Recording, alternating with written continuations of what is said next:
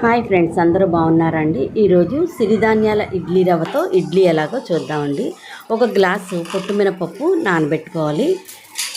శుభ్రంగా 2-3 సార్లు కడిగేసుకుని ఆ తర్వాత సరిపడా నీళ్లు పోసుకుని నానబెట్టుకోవాలి. తర్వాత ఒక గ్లాసు పప్పుకి 2 గ్లాసులు సిరిధాన్యాల రవ్వ వేయాలండి. ఇది మార్కెట్లో దొరికేస్తుంది, మనం డైరెక్ట్గా కొనుక్కుని వేసుకోవచ్చు. దీన్ని కూడా శుభ్రంగా 2-3 సార్లు కడిగి నానబెట్టుకోవాలండి. అలాగా నానబెట్టాలన్నమాట. బాగా కడగాలి. బాగా కడిగిన తర్వాత నానబెట్టుకోవాలి. పప్పు నానబెట్టినప్పుడే ఈ నూకను కూడా నానబెట్టేసుకోవాలండి. ఇప్పుడు పప్పును శుభ్రంగా కడుక్కొని గ్రైండర్లో వేసుకుని మెత్తగా రుబ్బుకోవాలి. తగిన నీళ్లు పోసుకుంటూ పొదుగు బాగా వచ్చేటట్టుగా మనం రుబ్బుకోవాలండి. ఈ విధంగా పిండి వచ్చిన తర్వాత దాన్ని అంతా కూడా ఒక గిన్నెలోకి తీసేసుకుని మనం నానబెట్టుకున్నటువంటి నూకను ఇందులో వేసి కలిపేసుకోవాలండి. సిరిధాన్యాల రవ్వ అన్నమాట అది. ఆ రవ్వను మనం వేసుకుని కలిపేసుకుని ఓవర్ నైట్ ఉంచుకుంటే కనుక బాగా ఫెర్మెంట్ అవుతుందండి. నేను మధ్యాహ్నం రుబ్బి సాయంత్రం వేస్తున్నానండి.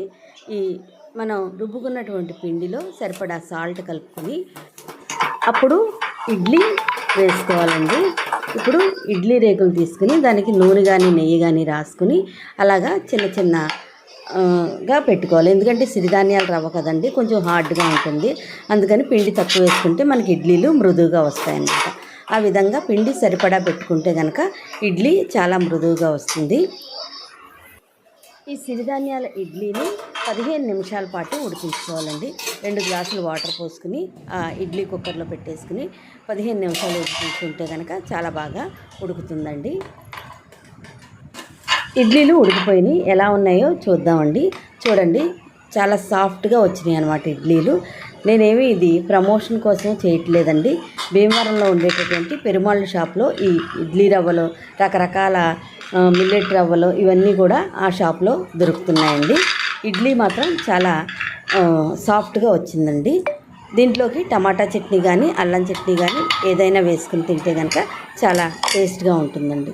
చూసారా ఎంత మృదువుగా విరిగిపోతుందో ఇడ్లీ. చూడండి, సిరిధాన్యాల ఇడ్లీ రెడీ.